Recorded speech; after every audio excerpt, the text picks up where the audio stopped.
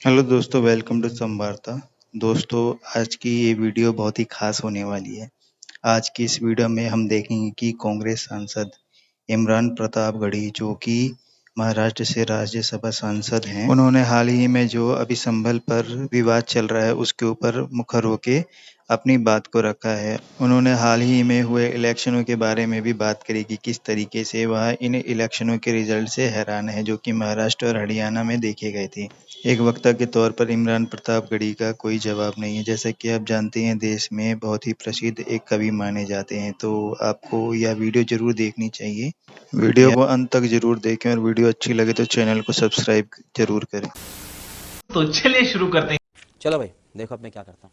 पहला सवाल ये है कि संभल का मसला बहुत गर्म है उत्तर प्रदेश में, तो उस पर आपकी पार्टी और आपका क्या कहना है? आपको लगता है कि मामला अदालत के बाहर निपटाया जाना चाहिए? और दूसरा सवाल है कि आपकी पार्टी एक ज़माने में लोग कहते थे कि जात पे ना पात पे, इंदिरा जी की बात पे मोहर लगेगी हाथ पे, और अब ये राष्ट्रीय पार्टी जाति पे वोट मांग रही है। ये दो सवाल मैं आपसे पूछ रहा हूँ। Not bad. Now you. पहली बात तो ये कि कांग्रेस पार्टी जाति पे वोट नहीं मांग रही। आपका पहला सवाल है कि संभल के मुद्दे पे आपका क्या कहना। यहाँ तमाम युवा साथी बैठे हैं, हम किस धर्म से हैं, किस मजहब से हैं, इससे हट के एक बात मैं कहना चाहता हूँ कि संभल के मुद्दे का हल कैसे होना चाहिए। इससे महत्वपूर्ण यह है कि वो जो 5 नौजवान मारे गए उनके बारे में तो कोई बात ही नहीं कर रहा है। ऐसा नैरेटिव बना दिया गया कि चर्चा जो है ये हो रही है कि आज पुलिस प्रशासन ने ये बयान दिया, आज ये दिया। जिस दिन से वो 5 बच्चे, नौजवान बच्चे, न साजिश थी न कोई जंग का ऐलान लिखा था, बुझी आंखों में एक मासूम सा अरमान लिखा था, जिसे दंगाई कह के सीधे गोली मार दी तुमने, उसी मजदूर के सीने पे हिंदुस्तान लिखा था। क्या बात है, मैं बहुत भावुक हूं। क्या किसी ने एक संवेदना का शब्द, सत्ता में बैठे हुए किसी एक व्यक्ति ने एक संवेदना का शब्द बोला है? 5 लाशें उठी हैं। इधर 26 नवंबर को महामहिम राष्ट्रपति महोदया संसद में भाषण दे रही थी, मैं सामने बैठा हुआ था, और 162 किलोमीटर दूर संसद से संभल में 5 जनाजे एक साथ उठ रहे थे। छोड़ दीजिए वो हिंदू थे या मुसलमान थे, विजुअल है इस बात के ना कि पुलिस गोली चला रही थी। मैं भी यहां बैठ के बात कह रहा हूं। अगर पुलिस ये कहती है कि वो पत्थर मार रहे थे, तो उन लड़कों को किसने मारा उसका विजुअल आपके पास कहां है? पुलिस जो नैरेटिव बना दे, डीएम प्रेस कॉन्फ्रेंस कर रहे हैं, कमिश्नर प्रेस कॉन्फ्रेंस कर रहे हैं, सत्ता के शीर्ष पे बैठे एक शब्द नहीं बोल रहे हैं। क्या इंसानों की जान की कोई कीमत नहीं है? सदियों से यहीं पर रहता है, जाने कितने दुख सहता है। भीगी पलकों से एक बेटा भारत मां से ये कहता है, पुरखे हम सबके गोद में तेरी खाक ओढ़ के लेटे हैं, मां हम भी तेरे बेटे हैं। क्या बात है ना? इमरान साहब, बीजेपी कह रही है, इस पे कोई बात ही नहीं कर रहा है। मुझे हैरत है, ये निकल आया, वो निकल आया। यहां आज भी, कल भी संसद में संविधान पे बहस हो रही है और वहां बुलडोजर चल रहा है। अच्छा, कोई बात नहीं करेगा इस पे, मीडिया भी बात नहीं करेगी, राजनीतिक दल भी बात नहीं करेंगे। कितना मतलब, मैं एक बतौर इंसान, एक देश का एक जिम्मेदार नागरिक, पढ़ा लिखा व्यक्ति, मैं सवाल पूछता हूं, सत्ता क्यों चुप है? संवेदना के एक शब्द भी क्यों नहीं? हमारी पार्टी का स्टैंड क्लियर है। राहुल गांधी जी गए, जा रहे थे, उनको जाने नहीं दिया गया। नेता प्रतिपक्ष को क्या अब यह भी अधिकार नहीं रह गया है कि वो जाकर के पीड़ितों से मिल सके? मुझे देश से पूछना है, क्यों नहीं मिलने देंगे? क्या छुपाना चाहते हैं? अच्छा, आपने राहुल गांधी का जिक्र किया, वो पीड़ित परिवार के साथ मिलना चाह रहे थे। यहां पर बीजेपी बार बार यह आरोप लगा रही है कि कांग्रेस एक लाइन नहीं ले रही, वो ये नहीं बता रही कि आखिर वो है किसके साथ। भाजपा किसके साथ है, सवाल मेरा है। सरकार किसके साथ है? नहीं, वो तो खुल के कह रहे हैं कि हम मंदिर के साथ। हाथ रख करके कसम खाने वाले लोग किसके साथ खड़े हैं? संविधान के साथ, या किसी धर्म के साथ, किसी इंसान के साथ, किसी जाति के साथ, किसी मजहब के साथ? इंसान के साथ क्यों नहीं है? पीड़ितों के साथ क्यों नहीं? योगी जी कह रहे हैं खुलकर कि अगर वहां पर विष्णु का 10वां अवतार होगा तो हम वहां पर उसी के साथ हैं। अवतार हो, उससे किसको इनकार हो सकता है? भगवान का अस्तित्व सब स्वीकार करते हैं, लेकिन इंसान का अस्तित्व भी तो स्वीकार करिए सत्ताधीश महोदय। ठीक है, राशिद साहब। इमरान साहब, आप एक बहुत ही लोकप्रिय शायर हैं। आपने राजनीति में कुछ चुनौतियां देखते हुए आप उसमें सामने आए और आप उसको कांग्रेस ने आपको राज्यसभा में महाराष्ट्र से आपको लेके आई, लेकिन क्या वजह है कि आपने मोहब्बत की दुकान शामिल करी, मोहब्बत की दुकान में आप शामिल हुए और उस बात को आपने आगे बढ़ाया, लेकिन जब बटेंगे तो कटेंगे की बात आई महाराष्ट्र में और एक है सेफ है, वहाँ जो कांग्रेस का पूरा ये जो मोहब्बत की दुकान थी वो एक तरीके से बैठ गई, फ्लॉप हो गई। आप एक लोगों के बीच में जाते हैं, आपने वहाँ सभाएं भी की थी, लोग भी आए थे, क्या वजह आपको नजर आती है कि आपकी दुकान नहीं चली और बटेंगे वो कटेंगे वो चल गया? अभी मजा आएगा ना भिड़ो। बहुत शुक्रिया रशीद किदवई साहब, बहुत सीनियर हैं, कई बड़ी किताबें लिखी हैं उन्होंने, राजनीति के बड़े जानकार हैं। देखिए, मैं आया मोहब्बत की दुकान में शामिल हुआ, मैं खुद को खुशनसीब समझता हूं कि मैं नफरत की दुकान में शामिल नहीं हुआ और किसी को भी नफरत की दुकान की तरफ नहीं जाना चाहिए, वो राजनीति हो या कोई भी क्षेत्र हो। मैं मोहब्बत की दुकान की तरफ शामिल हुआ। आप क्या कहना है कि महाराष्ट्र में वो दुकान क्यों नहीं चली? हाँ, नहीं चली, मैं भी हैरान हूं। मैंने 30 के आसपास सभाएं की, मैं झारखंड में भी चुनाव प्रचार में था और मुझे तो ग्राउंड पे झंडे भी नहीं दिख रहे थे जो पार्टी अभी वहां सत्ता में आई है। सच्चाई है, जो क्राउड उमड़ के आ रहा था, लोग स्वतः जिस तरह से सामने आ रहे थे, हम सब आशान्वित थे। हरियाणा का रिजल्ट तो सत्ता जिनकी आई है उनके लोगों को हजम नहीं हो रहा है कि हम कैसे जीत गए। हरियाणा में भी मैं चुनाव प्रचार में था, तो कुल मिला के वो रिजल्ट सब वहां के गांव के लोग प्रोटेस्ट कर रहे हैं। ऐसे ऐसे गांव हैं, मैं चूंकि वहां से सांसद हूं महाराष्ट्र से, वो खुद कह रहे हैं कि भाई पूरे के पूरे गांव ने, अधिकांश लोगों ने कांग्रेस को वोट दिया, शिवसेना उद्धव ठाकरे गुट के लोगों को वोट दिया, वो वोट गए कहां? ग्रामीण प्रोटेस्ट कर रहे हैं और फिर वहां कर्फ्यू लगा दिया जा रहा है। उन्हें मॉक पोलिंग का जो एक उन्होंने कॉन्सेप्ट निकाला था मकरवाड़ी में, वो नहीं करने दिया गया। हम भी हैरान हैं।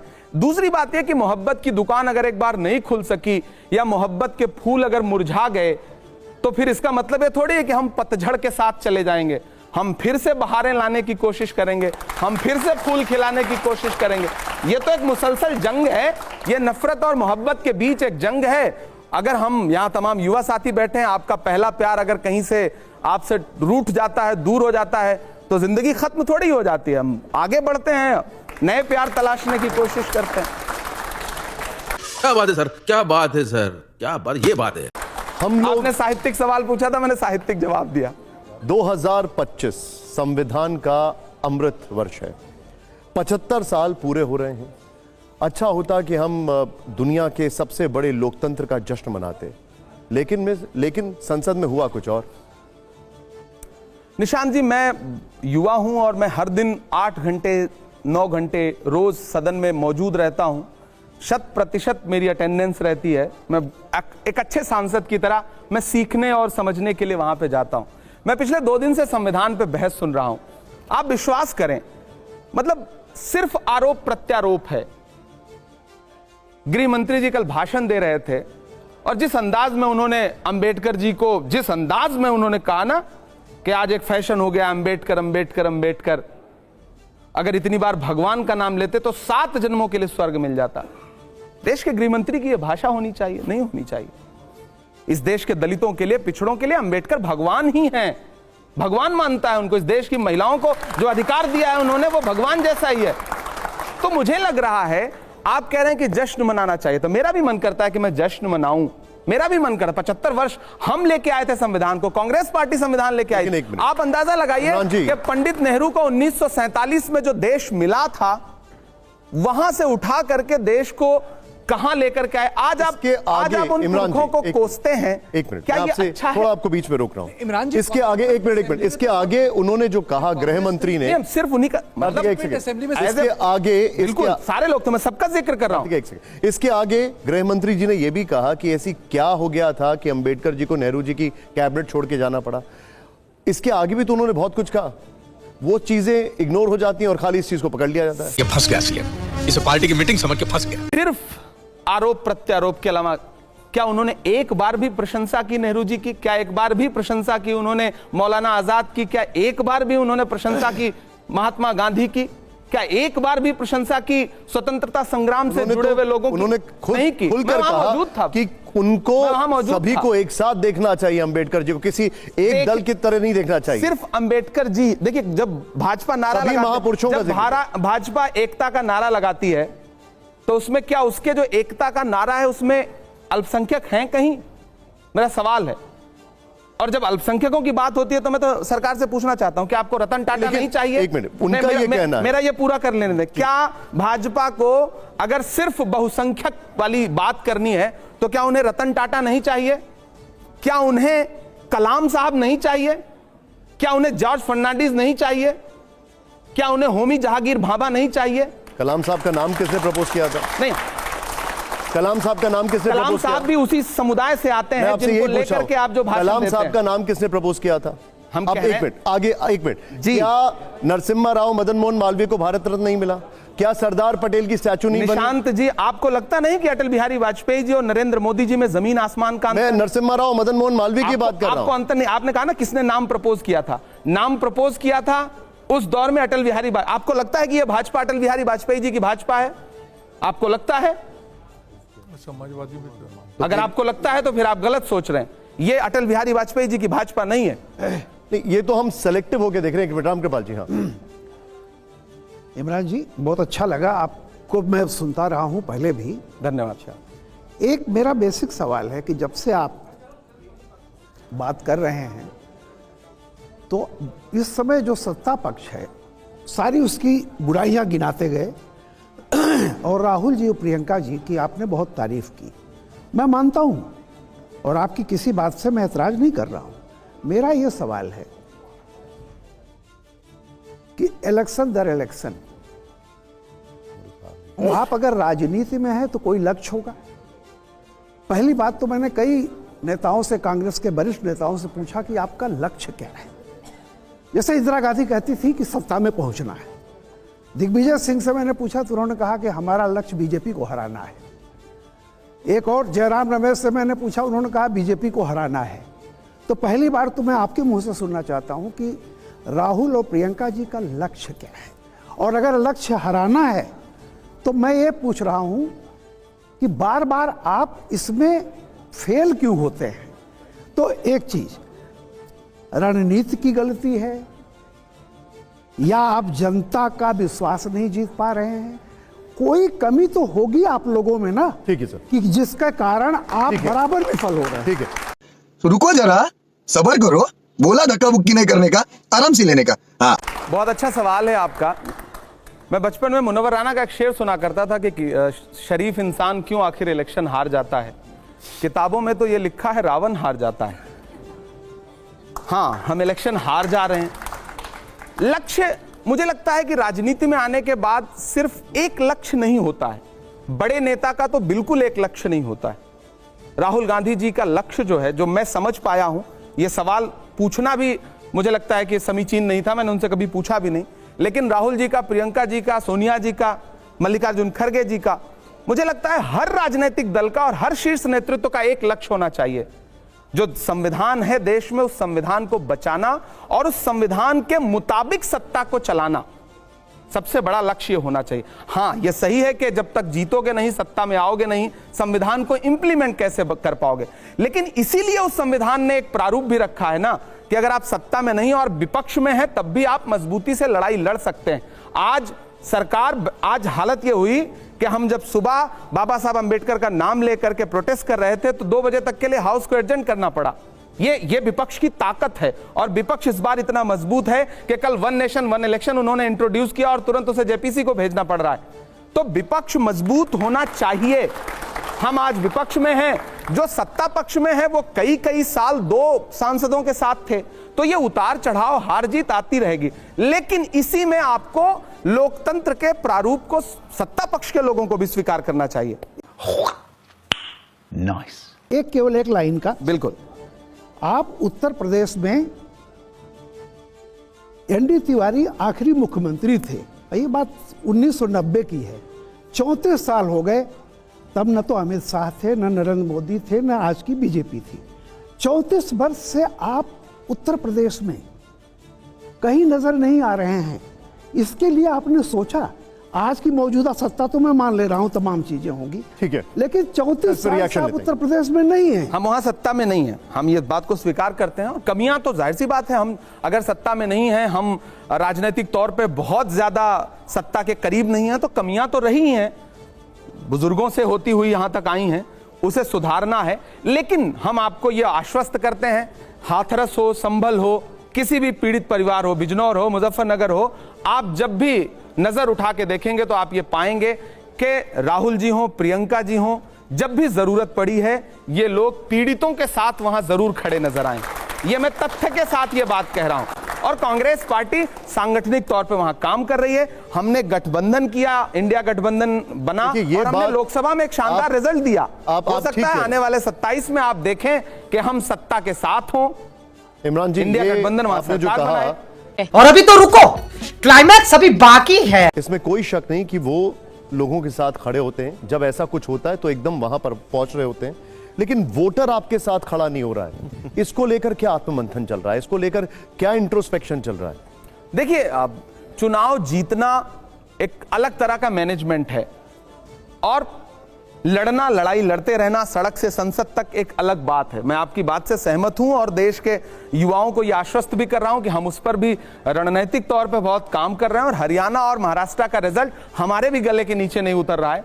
हम उस पर लगातार काम कर रहे हैं और आने वाले दिनों में बिहार, असम और दिल्ली के चुनाव में हम आपको और प्रोग्रेसिव होकर के पूरी मजबूती के साथ लड़ते हुए दिखेंगे और शानदार रिजल्ट भी देंगे। आप लड़ते हुए दिखेंगे या जीतते हुए दिखेंगे? अंततोगत्वा जीतना ही सबसे महत्वपूर्ण है। सवाल यही होता है, लड़ते हुए दिखेंगे। एक वोट से जीत के आए, अब 10 लाख वोट से जीत करके आए, माना यही जाता है कि वो जीत के आया। तो जाहिर सी बात है अब हम उस पर काम कर रहे हैं और एक नई पीढ़ी आई है राहुल जी के साथ कदम से कदम मिला करके। कुछ नए युवा सांसद, युवा नेता, युवा विधायक आए हैं। कुछ दिन में हम आपको परवीन शाकिर ने कहा था हर दफा जीत जाना ही जरूरी नहीं, हमेशा जीत ही जाना कमाल थोड़े। खैर, सुना दीजिए वैसे अगर आप सुना पाए। नहीं, वो उनका शेर है कि मलाल है मगर इतना मलाल थोड़े है, ये आंख रोने की शिद्दत से लाल थोड़े है, मजा तो तब है कि हम हार कर भी हंसते रहें, हमेशा जीत ही जाना कमाल थोड़े। तो बीजेपी यही कह रही है कि वो 89 बार हार के मुस्कुरा ही रहे हैं। वो तो कभी कभी जीत के भी रोना रोते रहते हैं। अच्छा, मैं तो बड़ी मजे की बात कहूं, हरियाणा जीते, महाराष्ट्र जीते, आपने भाजपा के कार्यकर्ताओं को राज्यों में जश्न मनाते देखा क्या? नहीं देखा होगा, सच बात कह रहा हूं। सिर्फ भाजपा के मुख्यालय में एक जश्न मनाया गया, उसके अलावा दोनों राज्यों में कहीं भी जश्न मना, सरकार बन गई जश्न मनाते नहीं देखा। कुछ तो है जिसकी पर्दा, उन्हें खुद भरोसा नहीं हो रहा है कि कैसे जीत गए। अरे आप, मुझे हैरानी होगी इमरान साहब, नहीं इमरान साहब, आप पता नहीं आपने क्या देखा क्या नहीं देखा, लेकिन उस दिन तो भाजपा के दफ्तर में देवेंद्र फडणवीस के घर पर, एकनाथ शिंदे के घर पर ढोल, नगाड़े, पटाखे, मिठाइयां, खूब जश्न हुआ। देखिए, कलेक्टिव यहां तो हुआ ही ना। मोदी जी ने तो लंबा सा भाषण दिया, फडणवीस जी ने भी भाषण दिया होगा, वो हुआ ना, सेंट्रिक हुआ। लेकिन जो एक एक विधायक, एक एक ग्रामीण अंचल में सच में सन्नाटा है। आप अपने रिपोर्टर भेज दीजिए महाराष्ट्र के गांव में, कहीं भी अगर आपको जश्न दिख जाएगा, मैं वहां से सांसद हूं, मैं जिम्मेदारी से बात कर रहा हूं, नहीं दिखेगा आपको जश्न, क्योंकि उन्हें भरोसा नहीं हो रहा है। राजगोपालन जी, गजब बेइज्जती है। मुझे ये कविता में आप जवाब दे दीजिए, अच्छा होगा। आप सर, आप कविता में सवाल पूछे, मैं कविता में कविता। लेकिन ममता बनर्जी क्यों छोड़ करके जा रही है? कहां गई? उद्धव ठाकरे क्यों छोड़ कर कहां गए? ओमर अब्दुल्ला ने क्यों बोला कल राहुल गांधी से ईवीएम से नफरत है, 100 सीट कैसे जीता? इसको कविता में इंडी गठबंधन कम से कम अंडर 5 ईयर्स में सत्ता में आएगा नहीं, क्योंकि मिस्टर नरेंद्र मोदी ने, प्राइम मिनिस्टर ने लोकसभा में ये कहा सीताराम केसरी को दरवाजा बंद करके बाथरूम में मारा है। उसको जवाब कविता में दे दीजिए। सबसे पहली बात तो मेरा, कविता में दे दीजिए। आप हमारे बुजुर्ग हैं, मेरे पिताजी से भी ज्यादा उम्र के हैं, दादा की उम्र के हैं। आप इंडी गठबंधन क्यों कह रहे हैं? इंडिया क्यों नहीं कह रहे? तो इंडी गठबंधन नहीं, इंडिया कहीं आप, वो आता ही नहीं, निकलता ही नहीं मुंह से ना। बोलते सारा भाजपा का बनाया हुआ नैरेटिव है कि इंडिया में से ए हटा दीजिए और इंडी बोलिए उसको। दूसरी बात ये, सारे के सारे टीवी वाला तो नरेंद्र मोदी जी ने कहा कि सीताराम केसरी जी के साथ ये किया। नरेंद्र मोदी जी ने मनमोहन सिंह जी के बारे में क्या कहा था? रेनकोट पहन के नहाते हैं। नरेंद्र मोदी जी के 10 भाषण सुनाऊं, जर्सी गाय, 50 करोड़ की गर्लफ्रेंड। प्रधानमंत्री की एक भाषा ये तो, प्रधानमंत्री की एक भाषा ये तो नहीं होनी चाहिए। मुझे लगता है कि भाषा की मर्यादा, और चूंकि वो वाक्पटु भी हैं, भाषाई चातुर्य भी उनको आता है, फिर भी जब ऐसी भाषा वो बोलते हैं तो मुझे लग रहा है कि देश के प्रधानमंत्री को ऐसी भाषा नहीं बोलनी चाहिए। ठीक है, नहीं बोलनी। खत्म, bye bye, tata, goodbye, गया।